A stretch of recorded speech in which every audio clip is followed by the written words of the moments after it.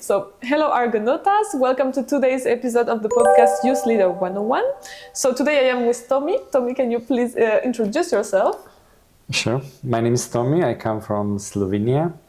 I work in a youth center with youths with emotional and behavioral problems for already more than 15 years. And I am basically in the same working spot for all time. Yeah, and today Tommy is very one of our most experienced people that we have on this training course. So it's very important for us to have you here because we want to hear about your experience, and especially on today's topic, which is mental health.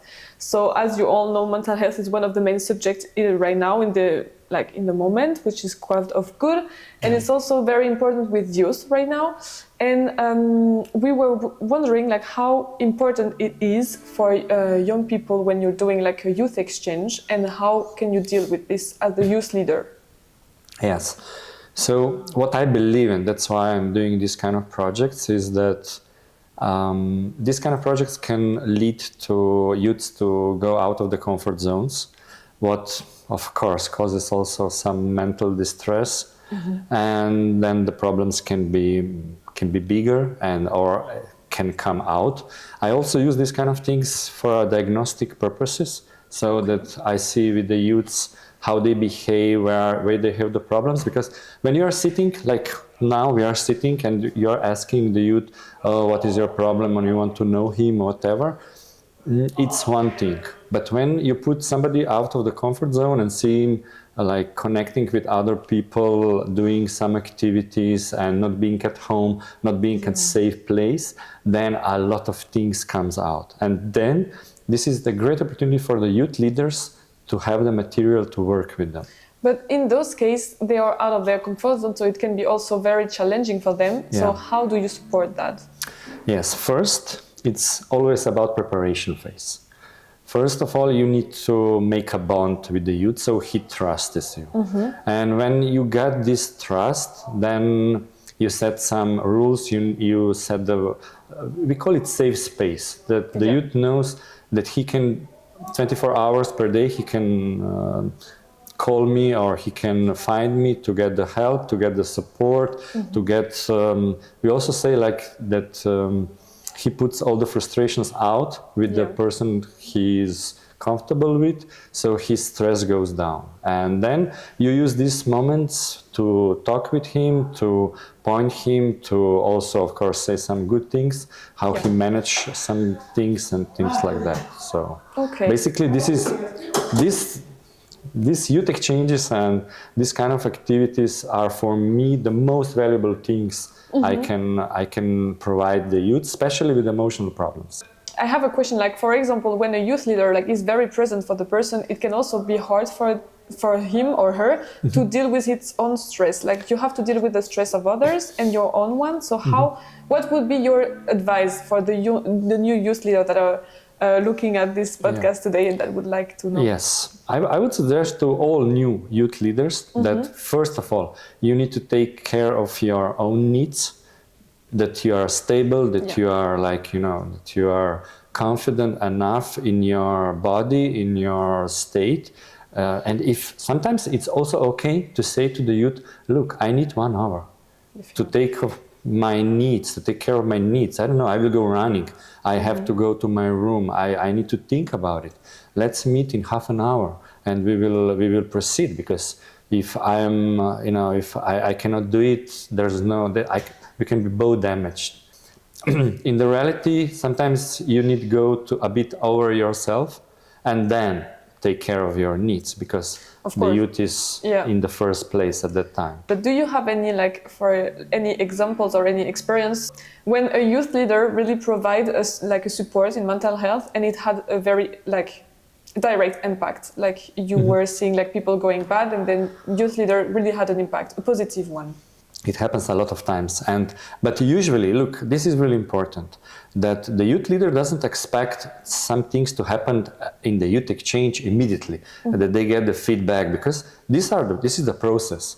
And usually I receive a lot of emails or messages or phone calls or wishes to meet again when we come back home. And then I can show you a lot of messages, long one from all ages, and when they realize what they gain of this youth exchange. So it's also a process after the youth exchange. So it's not necessarily direct. It will be like it's not. later.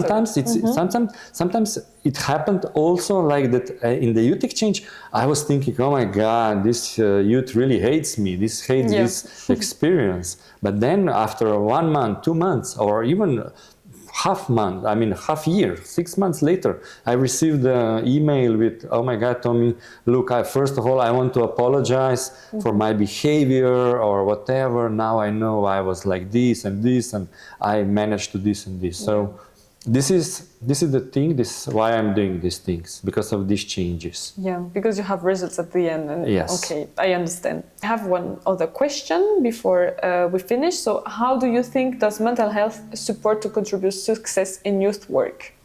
Especially in these days, I think it's quite a common topic, especially because the youth has a lot of different problems, which comes out in so many different ways. And I think this is one of the, let's say, most everyday dealing things in my job and also in these youth exchanges. I mean, we can talk hours about why this is happening now and where are the reasons and everything, but we cannot escape from the reality that this is here and we need to deal with this. So we need to put more effort on our self-education to understand why these kind of things are happening, so that we can be better support for the youth. Yeah, and then contribute to their own personal success, somehow. Okay.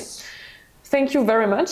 Just to conclude, do you have an inspiring story about mental health that you would like to share for the people, so that they have an overview of what they can expect? Okay, yeah, I can give you one example, like the last one. I have a lot of. Yeah. That's why I still continue doing this. But the last one was from one guy who wrote to me, I think last week, a really long WhatsApp message that he was on his way to go to the army because he didn't know what to do in his life, and he was so unhappy with his life. He was feeling frustrated and had a lot of, let's say, anxieties and everything.